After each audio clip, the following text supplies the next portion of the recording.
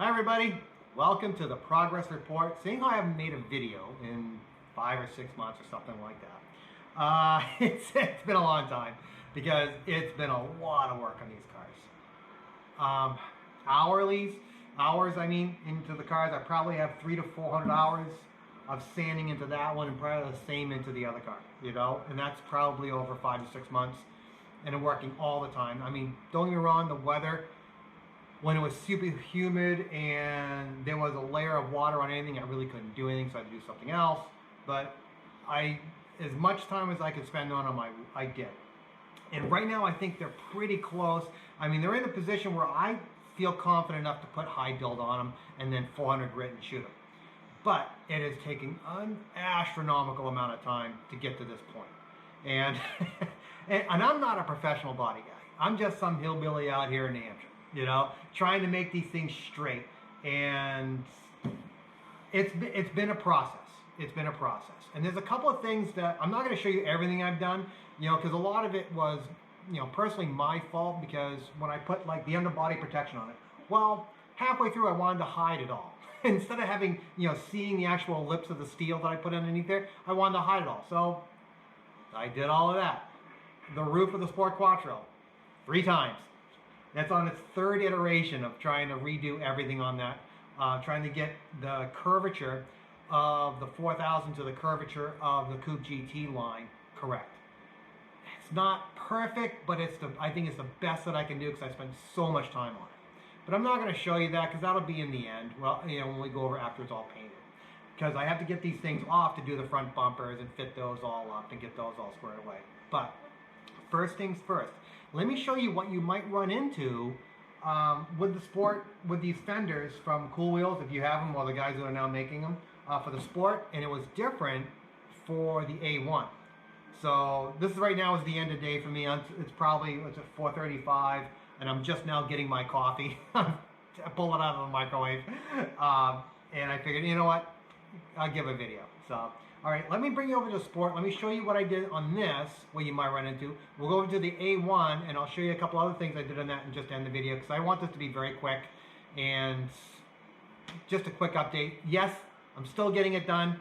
I'm trying, I am pushing so hard to get them painted. Hopefully they'll be painted to where I can do the front bumpers and the hoods and all this other stuff. So, but all right, let me bring you over to the Sport and let me show you what I did here. This is what I did on the Sport. On this section of the fender comes out, and what it did is it curved backwards like this and up. I took a die grinder, I sliced it here and sliced it here. What I did was I put a screw in here. Here's a picture of it, which basically forced this section up to conform to this line right here as best I could. I filled everything in with short strand fiberglass in order for it to actually, how can I put this, fill in and be relatively watertight. And that way everything would pretty much be locked in like a glue almost. It actually worked pretty well. Now, on the A1, let me show you, let me go over there and show you what I did on that, because it was actually different to conform it, because you have to remember the A-pillar on the Sport has a higher angle. It's a 4000 Quattro angle, or an Audi 80 Quattro angle, not a Coupe GT. Let's go over to the A1 and let me show you what I had to do on that in order for that fender to actually fit the A-pillar. Here on the rally car, we kind of lucked out on this section right here. What it is, this section right here, which is the windshield scuttle panel or whatever, this transition right here, this fender matched up perfectly. And the line is really nice right here. The problem was right here. This thing was out like a bunny ear. Yeah, it looked stupid.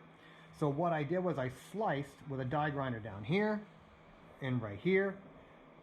I pulled it up a little bit, filled it with short strand fiberglass, pushed it back in and clamped it, and then filled it with more short strand fiberglass and shaped it. That way, this transition from the A-pillar goes right onto the fender really nice. I really like that, and I was pretty happy the way it turned out, and I had to do the same thing on the other side.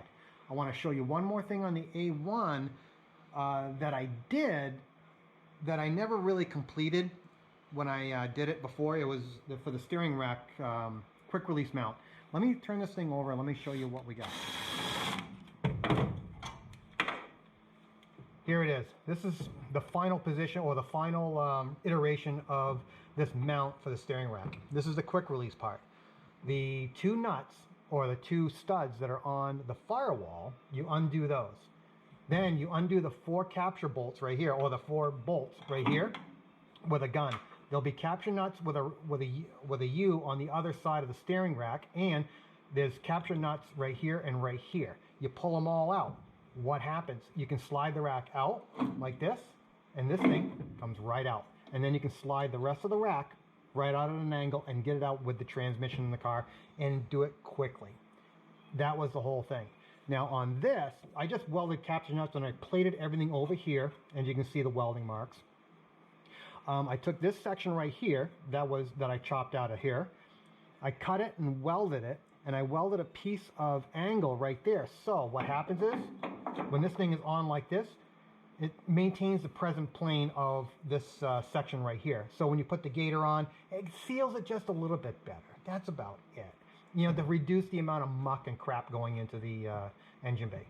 All right, let's finish up the video, and I'll show you just one more thing that I did on this car, which I think is kind of neat, and that's it. Let's transition over to there. Here's the last thing I did on the Replica. Besides all the Bondo dust, as you can see, it's pretty bad, I painted the interior black. I'm going to tell you right now, I use this Rust-Oleum implement paint. The reason why is because it was inexpensive. It was cheap, you know.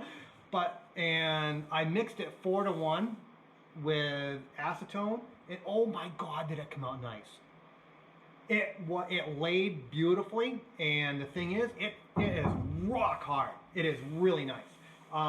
That's pretty much it. That's all I wanted to show you for what I've done with the cars, you know, on how everything is working.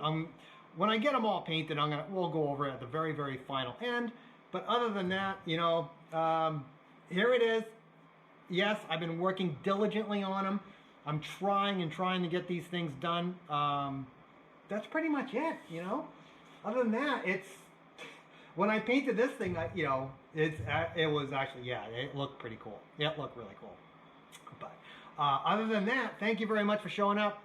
It's not too far away, you know, these things being done, because you have to remember, I built them already. They're already built, you know. I just have to put all the parts back, and that's why I want to get them all painted. I got to also do a cardboard cutout to go inside here so the white doesn't go in here. But I'm going to do base colors and then get all the bumpers all done and all that stuff. So it's getting there, but boy, is it a process. I'm telling you, it's a process. All right, that's it. Hey, thanks a lot for showing up, you know. And yeah, I don't know when the next one's going to be, but hopefully it won't be 6 months, but you never know. All right, thanks again. I really appreciate it. Bye now.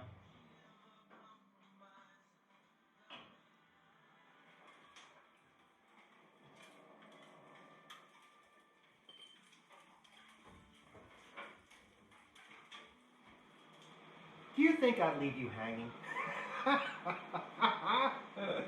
I had to paint them.